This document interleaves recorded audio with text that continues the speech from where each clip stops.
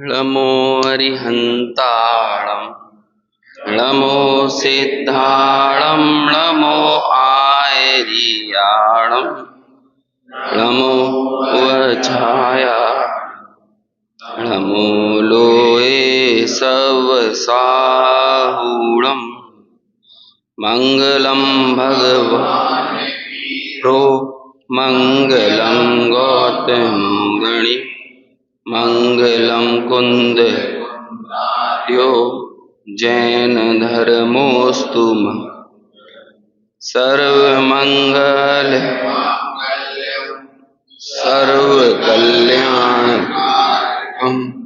प्रधानं सर्वधर्माणां जैनं जयतु शासि जैनं जयतु शासि जैनं जयतु शासि येनात्मा बुध्यतात्मैव परत्वेनैव चापरम् अक्षयानन्तबोधाय तस्मै सिद्धात्मने नमः।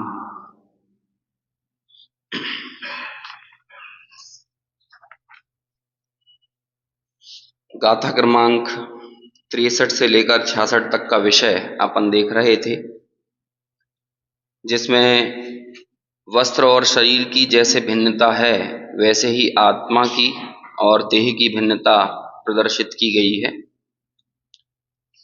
शरीर के मोटे पतले होने से, जीर्ण शीर्ण होने से अथवा स्वस्थ होने से आत्मा के जीर्ण होने, शीर्ण होने या स्वस्थ होने का कोई संबंध नहीं है।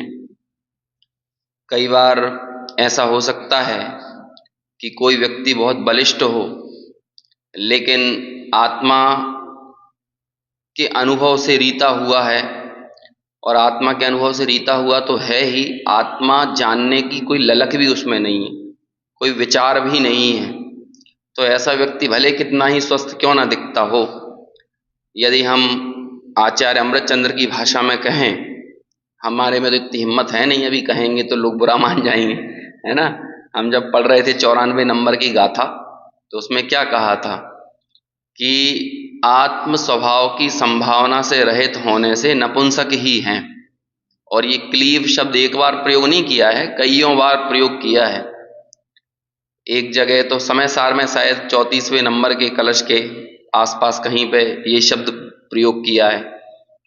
तो मतलब ये आचार्य देव का कहना सीधा सीधा ये है कि पुरुषार्थ तो एक ही है, और वो पुरुषार्थ यही है कि हम हमारे जीवन में खाने पीने खेलने इसमें जो सुख मान रखा है, इससे परे जाकर सुख का विचार करें, और वो सुख आत्म स्वभाव की संभावना में ही संभव है। आत्म स्वभाव की संभावना मतलब अनुभूति में। एक पाश्चात्य दर्शन पर लिखी गई किताब है, मैंने पहले भी शायद जिक्र किया है उसका, सोफी का संसार नाम से। तो उसमें एक ऐसा एग्जाम्पल आता है कि जिसके केंद्र में रख के वो किताब लिखी गई है, उस लड़की का नाम सोफी है। सोफी मतलब वैसे होता है ज्ञान, है ना। ये सोफी से ही सूफिया शब्द बना हुआ है, तो फिलोसॉफी भी वैसे ही बना है, सोफी मतलब ज्ञान होता है। तो उसका एक प्रतीक बनाया गया। तो वो लड़की ये विचार करती है कि उसके घर में एक खरगोश होता है, और जब उसका कुत्ता आता है, लड़की के घर में जो पाला हुआ कुत्ता है, तब भी वो खरगोश अपनी मांद में घुस जाता है। और जब वो लड़की स्वयं आती है उस खरगोश को खिलाने पुचकारने, तब भी वो मांद में घुस जाता है। तो उस खरगोश को ऐसा लगता है कि मेरे लिए सबसे सुरक्षित यदि कोई स्थान है तो वो क्या है, मेरी ये मांद है। मांद समझते हैं ना, जैसे कि चूहों के बिल होते हैं, ऐसे इनकी मांद उसे कहते हैं। खरगोश का घर समझ लो। हाँ भाई, लेकिन वो इस बात का विचार नहीं करना चाहता खरगोश कि कौन मेरे लिए पुचकारने और खिलाने आ रहा है और कौन मेरे लिए खाने आ रहा है, खतरा है। उसे हिताहित का कोई विचार नहीं है खरगोश को, वो तो सबको क्या है, एक जैसा ही महसूस करता है। और उसे लगता है कि इस विश्व में यदि सबसे सुरक्षित स्थान कोई है तो वो मेरी मांद है, और यदि मैं अपनी मांद के अंदर घुसा हूं तो मुझे कहीं से किसी प्रकार का कोई खतरा नहीं है। जबकि वो लड़की विचार करती है कि इसकी मांद तो अपने आप में स्वयं कमजोर है, कल को थोड़ा सा बारिश हो जाए, है ना, थोड़ा सा हवा तूफान वगैरह आ जाए तो इसकी मांद तो बिखर जाएगी। लेकिन फिर भी ये यही मान के बैठा हुआ है कि यही मेरे लिए सबसे सुरक्षित स्थान है, और इस कारण वो हमेशा विचार शून्य स्थिति में ही रहता है। फिर वो इसे अपने ऊपर घटाती है ना, कि ऐसे ही हम मनुष्यों में भी तो कुछ ऐसी ही वृत्ति है। हम लोग भी तो हित अहित के विचार से रहित अपनी अपनी मांद में घुसे हुए हैं। हमारे में यदि कभी ऐसी चिंगारी, विचारों की चिंगारी कौंधती है कि भाई मैंने जो पाने के लिए जीवन में प्रयास किया वो चीज मुझे मिल भी गई, लेकिन इसके बाद भी तो मेरे को कोई सुख तो मिला नहीं है, आकुलता तो खत्म नहीं हुई है, तनाव टेंशन तो वैसा का वैसा बना हुआ है। ये प्रश्न उठता भी तो है, लेकिन मैं इसे आगे ले जाकर विचारना नहीं चाहता हूं, बल्कि कहां घुस जाता हूं, अपनी अपनी मांद में घुस जाता हूं। और हमारी अपनी मांद क्या है?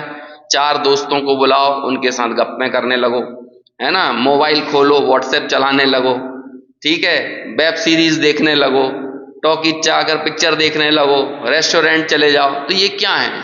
विचार की संभावना पैदा हुई और हमने उस संभावना को ढक दिया और अपनी मांद में चले गए।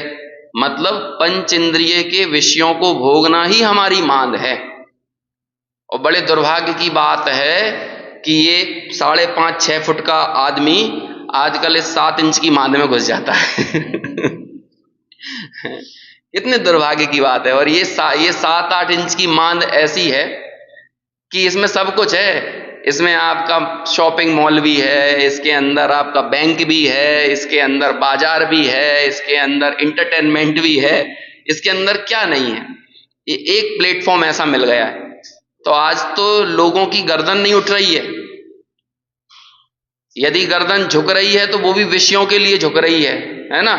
और यदि उसे झुकने के बाद थोड़े से उठ भी रहे हैं तब भी वहां पर विचार शून्यता ही है, विचार करने का कोई भी लक्ष्य नहीं है।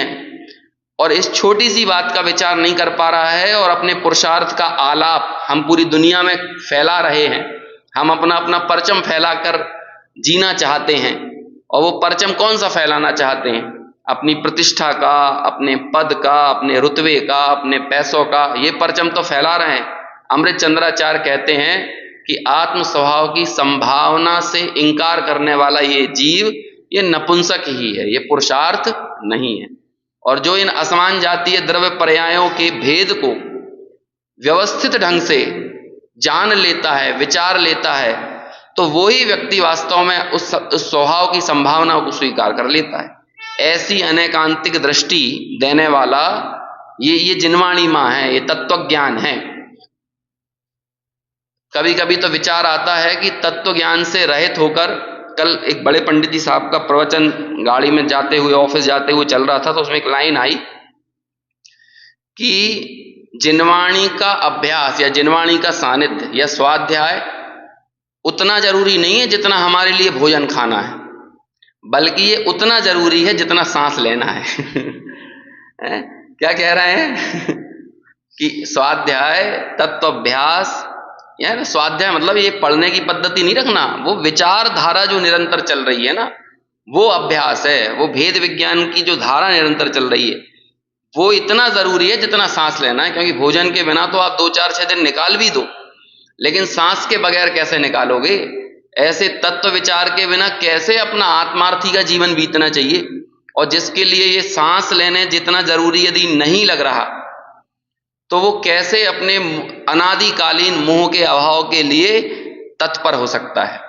और वो भेद विज्ञान का क्या है? कितनी सी विधि है, कितना छोटा सा विषय है। वो विषय यदि देखें तो यही तो है कि ये शरीर जीर्ण शीर्ण हो तो इससे मेरे जीर्ण शीर्ण होने का कोई संबंध नहीं है। ये यदि मोटा हो, स्वस्थ हो, बलिष्ठ हो तो इससे मेरे आत्मा के बलिष्ठ होने का संबंध नहीं है। ये यदि नष्ट हो तो इससे मेरी आत्मा के नष्ट होने का संबंध नहीं है।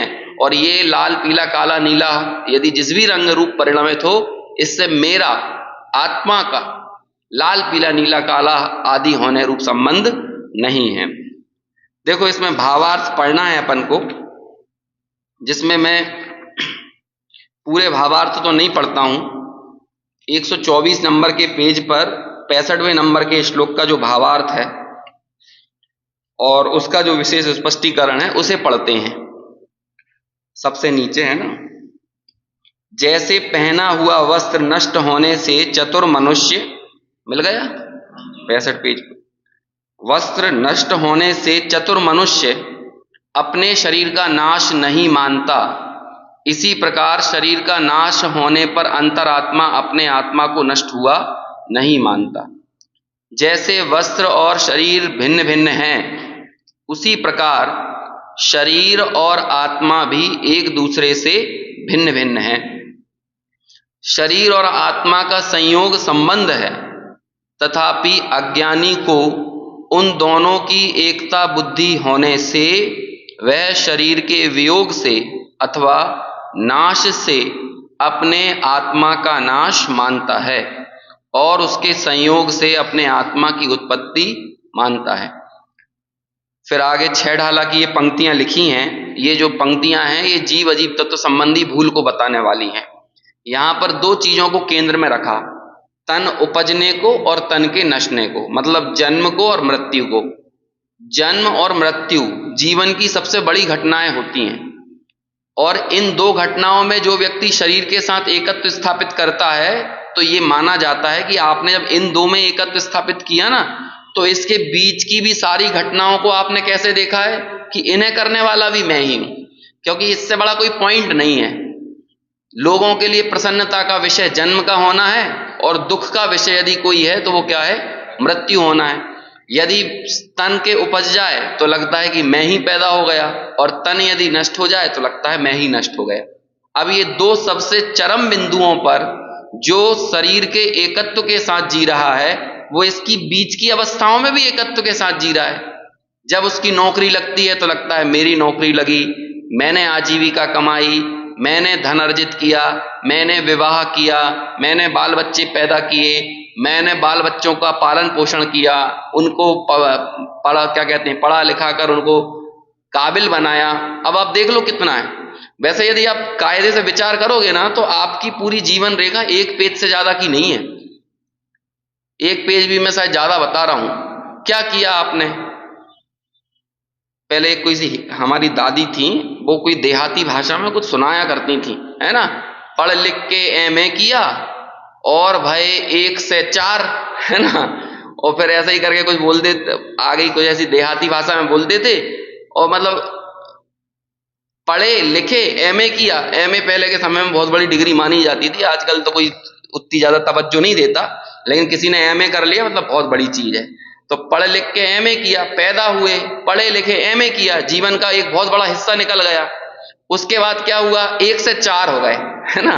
1 से 4 कैसे हुए? पहले शादी हुई और फिर हम 2 हमारे 2 हो गए 4 हो गए, है ना।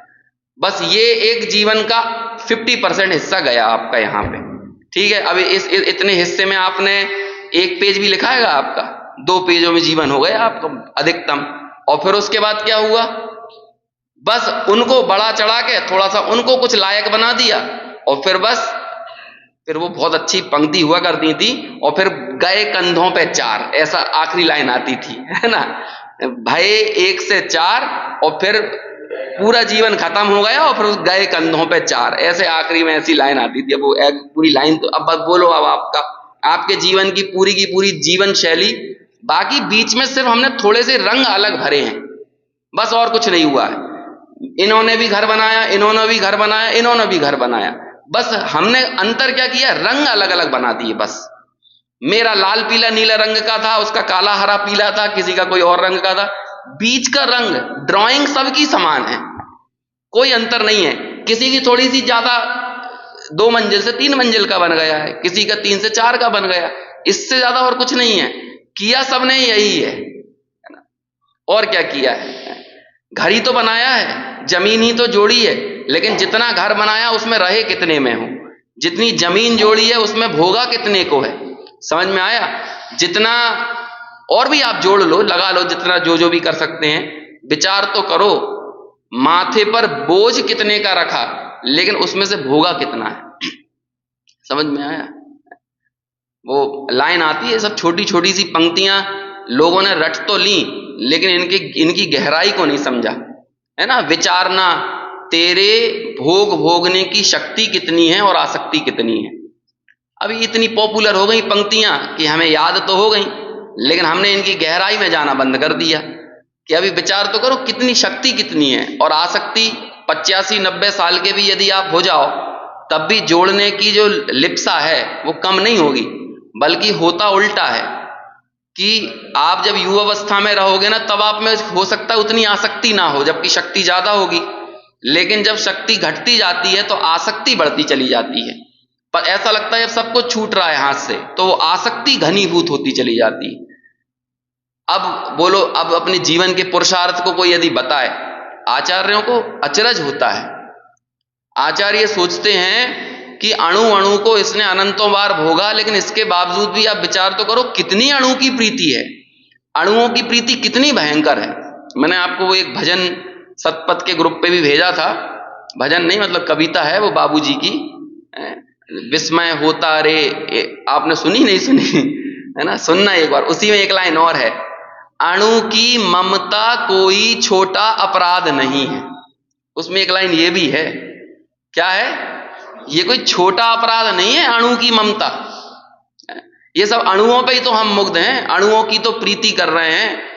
अणुओं की प्रीति मतलब अणु ही, भले वो स्कंद रूप में दिख रहे हो चाहे वो छोटे रूप में हो, लेकिन है तो पुद्गल ही ना। और रंच मात्र भी अणु स्खलन को बर्दाश्त नहीं करता।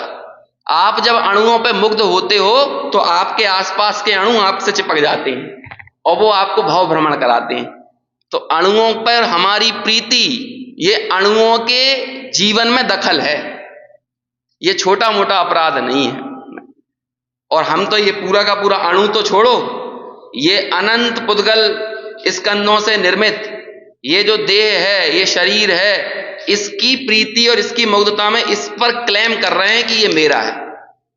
अब आप लोक में करके बताओ, एक फीट भी जगह आप किसी की ले लोगे ना लोक में, एक फीट तो बहुत बड़ी बात है, 1 इंच की जगह भी यदि किसी की ले लो तो वो आदमी कोर्ट में चला जाता है और कानून भी उसे बर्दाश्त नहीं कर सकता है। तो प्राकृतिक व्यवस्था में ये कैसे बर्दाश्त किया जा सकता है कि ये, जबकि ये भिन्न द्रव्य है, लेकिन इस भिन्न द्रव्य पर आपने क्या कर दिया, अपना क्लेम कर दिया। अब आपने पूरा क्लेम कहां से किया, पूरे जीवन पर्यंत 70 वर्ष की उम्र तक जिए, 80 तक जिए, 90 तक जिए, जो भी उम्र आपकी रही हो, आपने एक एक समय इसको अपना बताने में, अपना मानने में, इसकी क्रियाओं को अपनी क्रिया कहने में, अंदर से उस अभिप्राय के साथ जीने में आपने पूरा वक्त गुजार दिया। ये कोई छोटा मोटा अपराध है? और इस अपराध के बल पर ही अन्य दूसरे अपराध खड़े होते हैं। हिंसा, झूठ, चोरी, कुशील, परिग्रह इसके बाद खड़े होने वाले हैं। मूल अपराध तो यही अपराध है, लेकिन हमें ये अपराध नहीं लगता है, बाकी और दूसरे अपराध जरूर अपराध लगते हैं। हालांकि 5 पापों में भी हमको 5 पाप नहीं लगते हैं, उनमें भी हमने बंटवारा किया हुआ है। एक पाप तो पाप लगेगा, दूसरा पाप उससे कम पाप लगेगा, तीसरा और कम लगेगा, चौथा और कम लगेगा, और 5वां तो पाप नहीं लगता, पुण्य लगता है। 5वां पाप क्या लगेगा? यहां पर ज्यादा 10 लोगों को मार के कोई आदमी आया हो, है ना, तो हम उसे कहेंगे पापात्मा। लेकिन कोई यहां पर 10-20 करोड़ रुपए इकट्ठा करके आया हो तो उसे क्या कहेंगे? पुण्यात्मा। अब देखो, हिंसा और परिग्रह में अंतर है क्या कोई? दोनों ही तो पाप ही हैं, लेकिन दोनों में बंटवारा हमने यही कर दिया कि नहीं। एक के ज्यादा होने को तो हम पाप मान रहे हैं, लेकिन एक चीज बढ़ने को पाप नहीं मान रहे हैं। अब ये कैसे हुआ? अब ये बात कौन स्वीकार करे? जो पहले इसकी मूर्छा छोड़ेगा। जबकि देखो कितनी बड़ी बात कही परिग्रह की परिभाषा में आचार्य उमा स्वामी ने, कि परिग्रह मतलब क्या? मूर्छा का नाम परिग्रह है। उन्होंने ये नहीं कहा आपके पास कितना धन संपत्ति, घर, मकान, दुकान है, ये नहीं। मूर्छा के साथ जीना।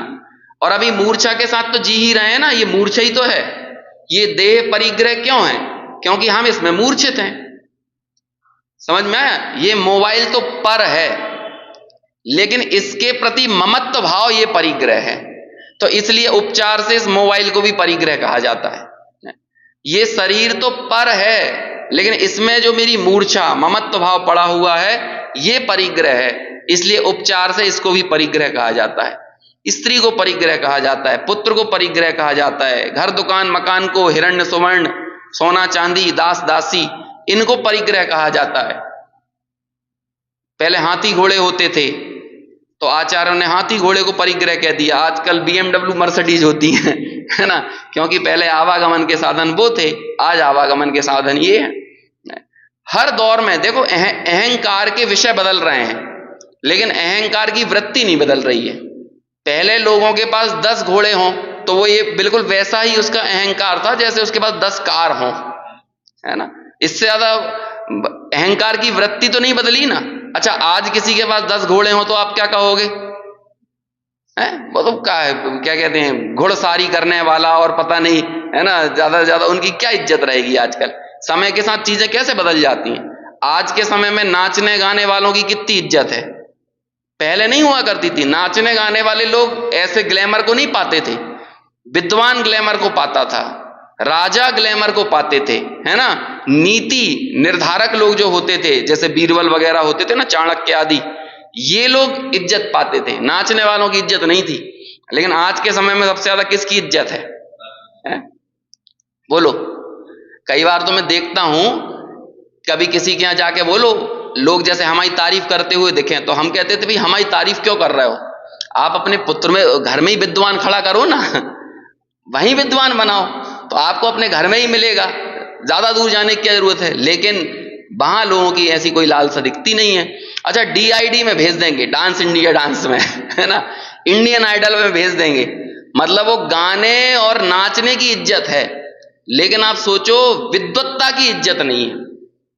वेद विज्ञान की कला यदि कोई सीख जाए इसकी कद्र नहीं है, लेकिन कोई अपनी कमर हिलाना सीख जाए, है ना, थोड़ा सा गुनगुनाना सीख जाए तो उसकी बहुत कद्र और इज्जत है, जबकि वहां पर वेदाभ्यास है नहीं, समझ में। और उसमें भी कोई वो टिपिकल भारतीय शास्त्रीय संगीत सीखता हो ऐसा नहीं है, वो आजकल के हिप हॉप और वो क्या चलते हैं, यो यो हनी सिंह वाले गाने जो चलते हैं, है ना, वो उनको गाने बजाने लगे, थोड़ा सा वो रैप वैप करने लगे, जबकि उसमें कोई संगतता नहीं है। संगीत जो है वो हमारे श्रुत ज्ञान का अंश है, श्रुत ज्ञान में उसका हिस्सा है। 10वें नंबर का जो 10वां है कि 11वें नंबर का जो अंग है 12 अंगों में, द्वादशांग में, उसमें क्या नाम नहीं, 10वां पूर्व, 11 अंग और 9 पूर्व तक का ज्ञान होता है। उसमें जो 10वां पूर्व है ना, उस 10वें पूर्व में यही है, संगीत नृत्य वाद्य इत्यादि की का ज्ञान होता है। लेकिन वो एक अलग लेवल का, अलग स्तर का है। एक ग्रंथ लिखा है संगीत समय सार, ग्रंथ का नाम है संगीत समय सार। संगीत का महत्व बताकर कैसे व्यक्ति अपनी विचारधारा को मोड़ सकता है, इसकी चर्चा की गई है।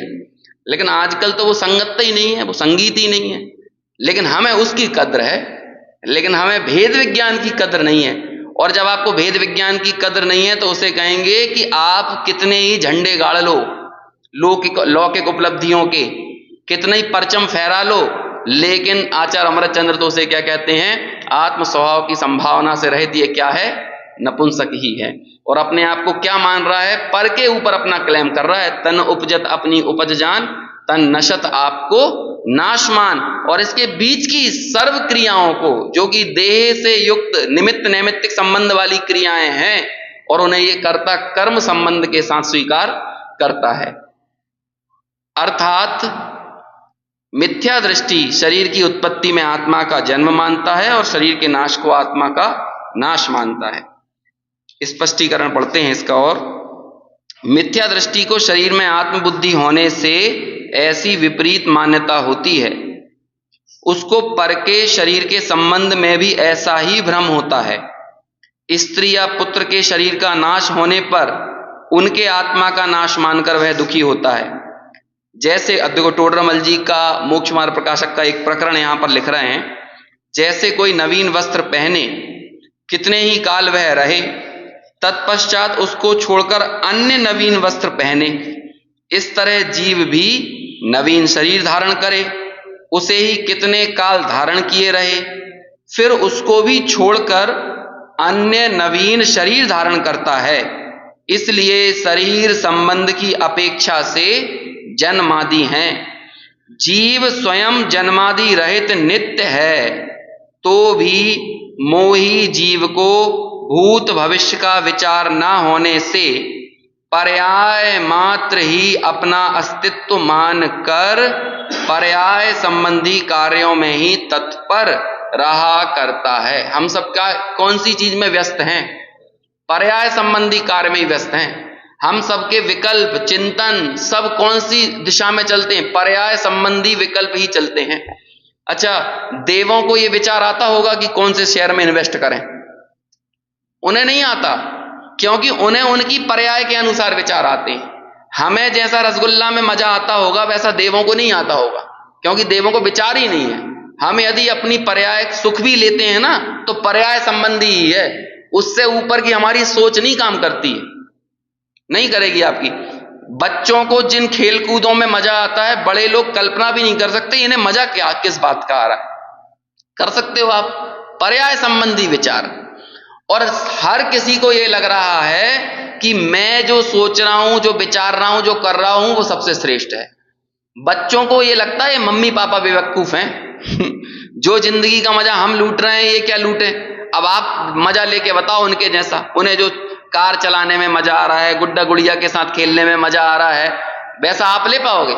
जैसा उनको उनकी वो 500,000 रुपए की रिमोट वाली कार में मजा आ रहा है ना, ऐसे ही आपको BMW में मजा आ रहा है। दोनों को मजा एक ही जैसा आ रहा है। आप लेकिन सब अपनी अपनी पर्याय के कार्यों में ऐसे व्यस्त हैं कि दूसरे व्यक्ति को मूर्ख माना जाता है। हमारे कार्य, हमारे सोच, हमारी चिंतन से रहित। ऐसे ही जो आदमी विषयों में घुसा है ना, उसको यह लगता है कि जो आदमी विषयों से दूर है वो लोग कैसे जीते होंगे। मुनि राजों को सोचकर लोगों को यही लगता है। साधु भगवंतों को दीक्षाएं जो होती हैं तो उनको मीडिया कर्मी कैसे छापते हैं? ऐसे ही तो छापते हैं कि सब कुछ था फिर भी अध्यात्म के मार्ग पे निकल गए, है ना। और फिर यदि उन्हें प्रश्न पूछने का मौका मिले तो क्या पूछेंगे? जब सब कुछ था तो आपको इस मार्ग पर जाने की क्या जरूरत थी, है ना।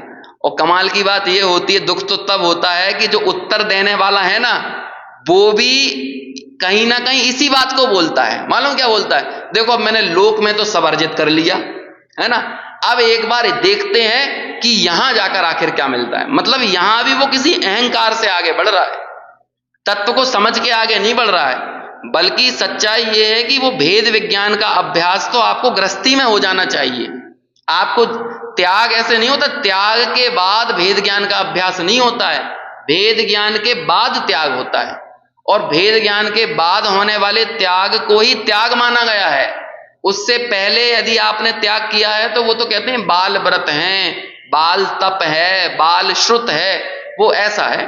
लेकिन लोगों को उल्टा लगता है कि पहले हम उस मार्ग पे निकल जाएं और फिर कुछ होता होगा। और फिर दिक्कत ये होगी कि आप उस मार्ग पे निकल जाओगे, मिलेगा वहां पे कुछ भी नहीं, तो फिर क्या करेंगे? अब वो दशा हमारा अहंकार बन जाएगी, वहां से पीछे आते बनेगा नहीं, आगे जा पा नहीं रहे हैं, तो उसी दशा में रहते हुए संक्लेश परिणाम पैदा होंगे। तो पहले समझो ना उस चीज को कि आखिर सत्य क्या है। विचार करके तो देखो कि सत्यासत्य का निर्णय तो भली भांति हो कि आखिर ये त्याग कर रहे हैं तो क्यों कर रहे हैं। तो ऐसे हम जो अपने पर्याय संबंधी उपाय कर रहे हैं उसका विचार करना चाहिए। वो अपन 94वीं गाथा पढ़ रहे थे, उसमें रतन दीपक का उदाहरण दिया है। रतन दीपक समझते हैं कि रतन दीपक को आप अब वो दीपक क्या है, रतन का दीपक होता था, है ना, एक तो अग्नि वाला दीपक होता, अग्नि वाले दीपक का भी दे सकते हैं, लेकिन वहां रतन दीपक का उदाहरण दिया कि रत्न दीपक को एक कमरे से दूसरे कमरे में लेकर गए। ठीक है, पहले एक कमरे में था, फिर आप दूसरे कमरे में ले गए, तीसरे कमरे में ले गए। आप ये बताओ उस रतन दीपक के प्रकाश में थोड़ा कम ज्यादा पना भी होता है। छोटे कमरे में गया तो रतन दीपक का प्रकाश छोटे कमरे में है, फिर बड़े कमरे में चला गया तो बड़े कमरे में है, बड़े हॉल में लेकर आ गए तो उस हॉल में फैल गया। और जिस जिस कमरे में वो जाता है उस कमरे की वस्तुओं को वो प्रकाशित करता है। लेकिन आप ये बताओ कमरे ने रतन दीपक को क्या दिया, और रतन दीपक ने उन विषयों को प्रकाशित करने के लिए अलग से क्या किया। रतन दीपक तो ऐसा है कि वो जिस कमरे में जाएगा वहां की वस्तुओं को दिखाएगा, दर्शाएगा, लेकिन जिस कमरे की वस्तुओं को रतन दीपक दिखा रहा है उस कमरे की वस्तुएं रतन दीपक की होती नहीं है। और कमरे से रतन दीपक नहीं है, वस्तुओं से रतन दीपक नहीं है। रतन दीपक तो स्वतंत्र है, वो तो जहां जहां जिस जिस कमरे में जाएगा वहां की वस्तुओं को दिखा देगा। अब कमरे के स्थान पर रखना है विभिन्न पर्यायों के शरीर, समझ में आया, और रतन दीपक के स्थान पर रखना है अपना आत्मा। तो ऐसे ही आत्मा अलग अलग शरीरों में जा रहा है। अब ये बताओ कि जिस भी पर्याय में वो गया और उस पर्याय की जो भी चीजें दर्शाई, जो भी पर्याय का स्वभाव उसको मिला, इसमें उस रतन दीपक ने यानी आत्मा ने क्या किया, और उस पर्याय में जो कुछ भी देखने जानने में आ रहा है ये तो उस ज्ञान का सहज स्वभाव है। उन वस्तुओं के कारण कोई ज्ञान नहीं हो रहा है, और वस्तुओं के ज्ञान होने से वो वस्तुएं इस आत्मा की हो जाएं, या वो कमरा इस आत्मा का हो जाए, कमरा रतन दीपक का हो जाए, यानी शरीर आत्मा का हो जाए, ऐसी बात भी नहीं। बोलो, रतन दीपक क्लेम करेगा कि मैंने इस कमरे को दिखाया इसलिए ये कमरा मेरा, लेकिन एक रतन दीपक है यहां पे, है ना, वो यही कर रहा है अनादिकाल से। जिस भी जगह पे जाएगा वो क्या करने लगता है, ये मेरा है, ये मेरा है।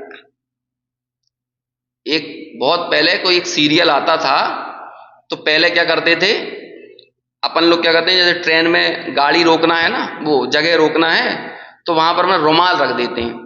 तो मैंने बहुत पहले सीरियल देखा था, तो वो व्यक्ति को जगह दिखती है लेकिन वो पीछे था ट्रेन के डिब्बे में और बहुत भीड़ थी, तो मालूम वो क्या करता है, वो वहां तक पहुंच नहीं पा रहा रुमाल रखने के लिए, तो उसके पास टॉर्च रहती है, तो वो टॉर्च निकाल के ऐसे सीट पे दिखा देता है ना, और फिर वो दिखाने लगता है तो उस जगह पे कोई दूसरा बैठ जाता है, तो फिर वो आके क्या बोलता है, अरे नहीं मैंने अपनी टॉर्च दिखाई थी ना यहाँ पे, तो इसलिए जगह मेरी हो गई।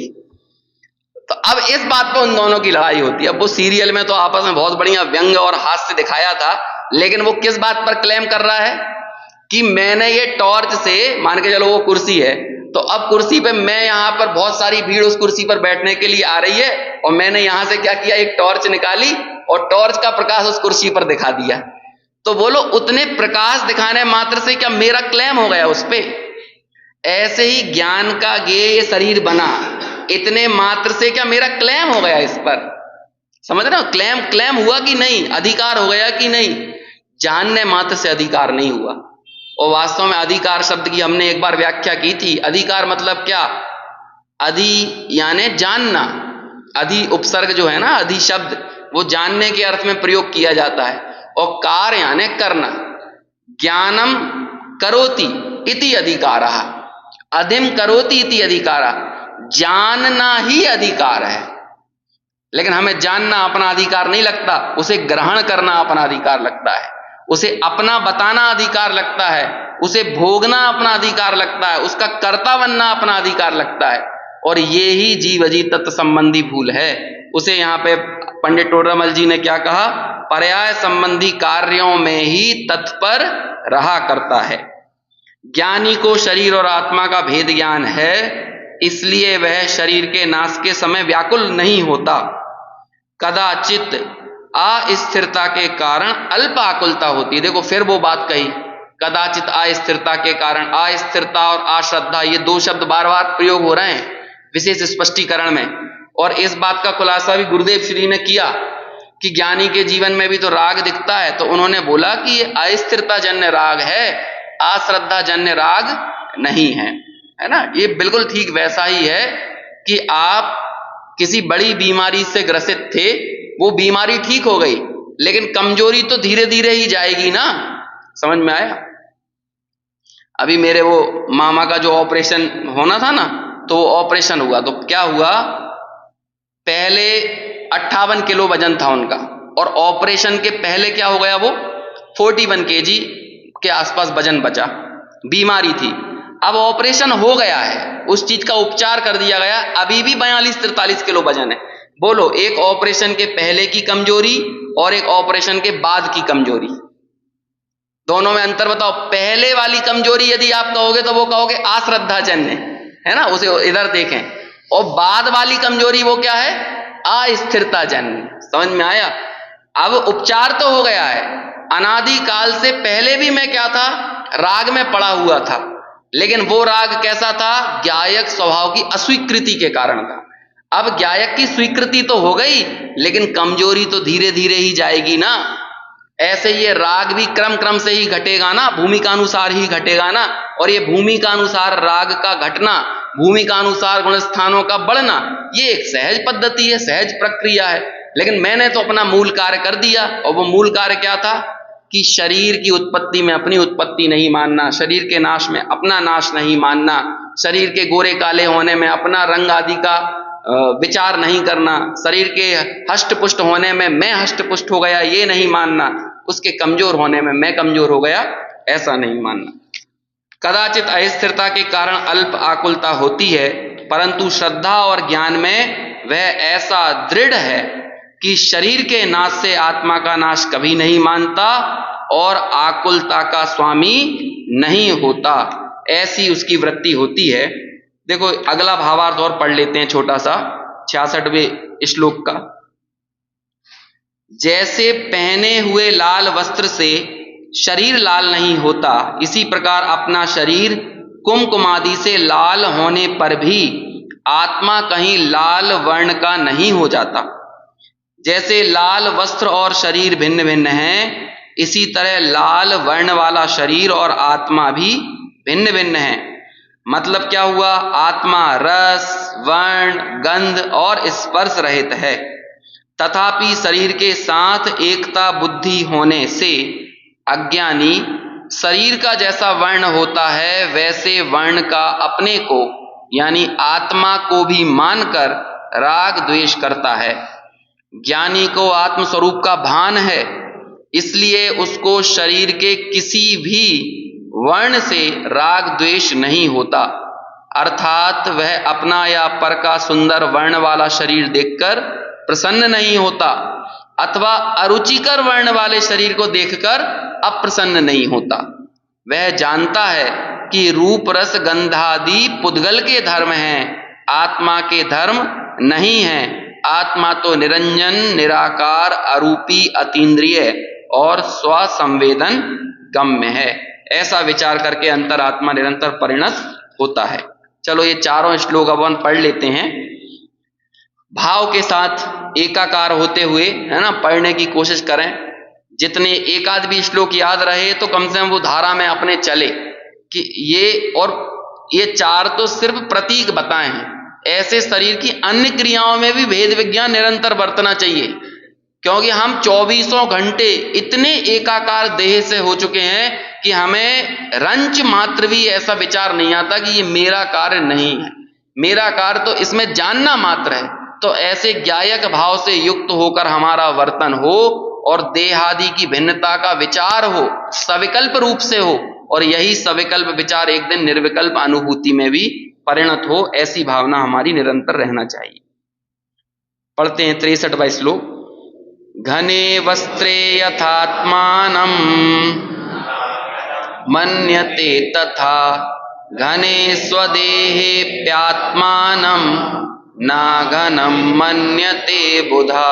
पद्यानुवाद। मोटा कपड़ा पहन कर माने नहीं तन पोष, त्यों बुध तन की पोष्टि से गिने न आत्मा पोष। जीर्णे वस्त्रे यथात्मानं न जीर्णं मन्यते तथा जीर्णे स्वदेहे प्यात्मानं न जीर्णं मन्यते बुधा।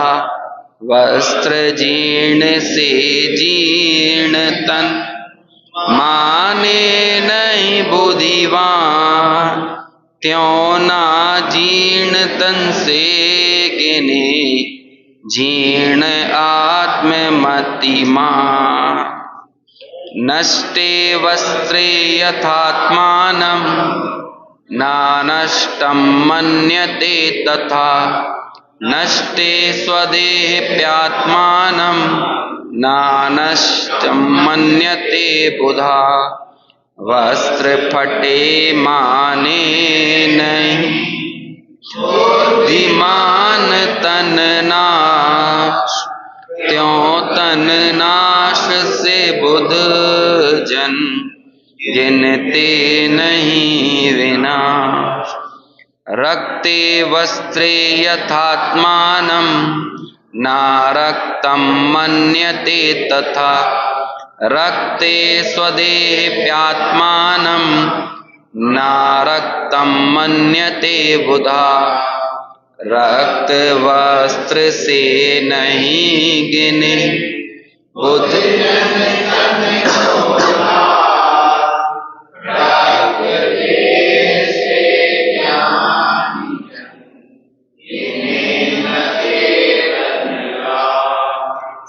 इस तरह से अपने ये 4 श्लोकों की चर्चा हुई। 67वें श्लोक पर आगे अपन यथा समय चर्चा करेंगे। कल स्वाध्याय होगा नहीं होगा इसको अपन मैं मतलब शाम को डाल दूंगा, क्योंकि अभी वो टूर कंफर्म नहीं है। यदि कैंसिल होता है तो फिर अभी चलेगा, अदरवाइज ग्रुप पे सूचना आपको दे देंगे।